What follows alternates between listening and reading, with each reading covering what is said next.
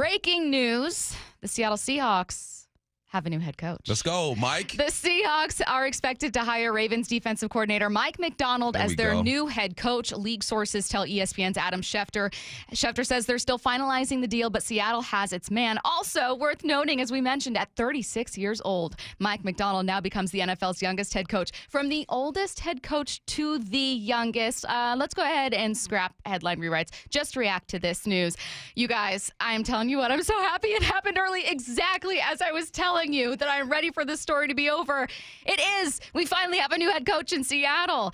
Mike Macdonald, Ravens defensive coordinator, hired as head coach for the Seattle Seahawks. Text in your reactions. Do you love the hire? 866-979-3776. Mac and Jack's text line 866-979-3776. Breaking news. Mike Macdonald hired as new head coach. Bump, you're not surprised at all. No, not at all. Yeah. I think we expected this yesterday.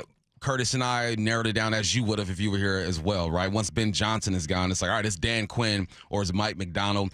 People mentioned Evero as well in the mix. I'm like, or Kafka. And like, look, those are possibilities, and I think those are like plans B, C, and D. But this is the direction that we wanted them to go. We wanted a defensive guy, get that defense right. We wanted some fresh eyes, 36 years old, born in 87. You got that.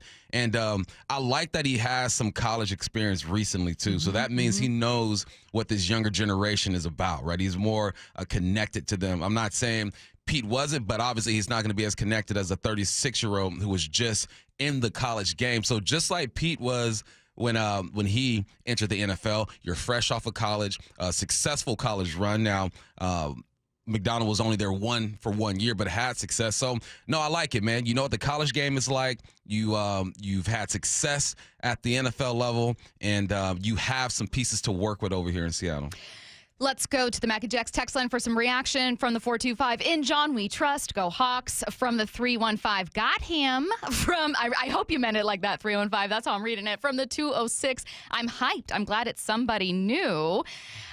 From the 360, heck yes, I did a radio edit for you. I'm ready to go back to the old defense. Legion of Boom, come on, baby, let's do this. Now, I'm going to pause on this one, Bump, because let's talk about expectations. My expectations are not that Mike Macdonald, who had a fantastic defense with Baltimore this year, really impressive, a big part of what got him hired, is going to come in and give Seattle the Legion of Boom.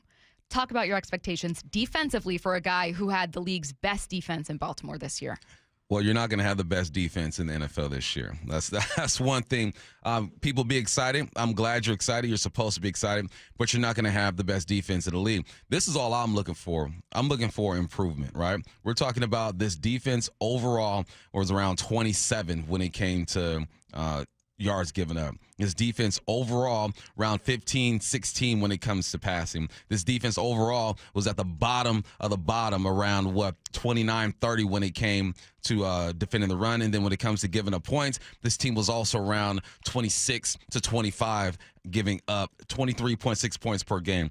All we're looking for is improvement. If you improve by 4 to 5 slots on each one of those categories that I just mentioned, you're going to win 10 games, 11 games with this team. Now you got to bring in an offensive coordinator. That's the next big move we want to see. We assume, obviously, Macdonald's going to be the defensive coordinator. But I'm looking for steps in the right direction. Like I said, you improve just a little bit in those categories, this team is in the playoffs next year. Now, we are going to talk about the youth movement aspect of it coming up a bit later in the show. Linda, one of our listeners, says, Macdonald is my son's age, with kind of like a cringy emoji. Yeah, guys, it's really weird going from the oldest head coach in the NFL to going to who is now the youngest, just 36 years old, right? Remember when the Rams were going through this out in, then St. Louis, now L.A., going, oh, my God, can a 30-year-old get this done? Now, Mike Macdonald, 6 years older than Sean McVay was at the time, but this is a huge shift for Seattle. First, though, let's talk about building out a staff very quickly here. His youth does make me wonder how easy it'll be or how difficult it'll be, Bump, for him to start building up the staff, especially coming from a team that has its eyes set on getting back to the AFC Championship game. How many guys are actually leaving that Baltimore team to follow him here? Not many. Yeah. I wouldn't expect many, but I wouldn't just rely on Baltimore. We look at Macdonald and where he's been in his career, and obviously he's young. He hasn't been around the block too many times, right? But he has been with the Ravens since 2014. He started as a coaching intern, and he's been there all the way up until 2021, where he left to go to Michigan, and obviously the last 2 seasons here with Baltimore.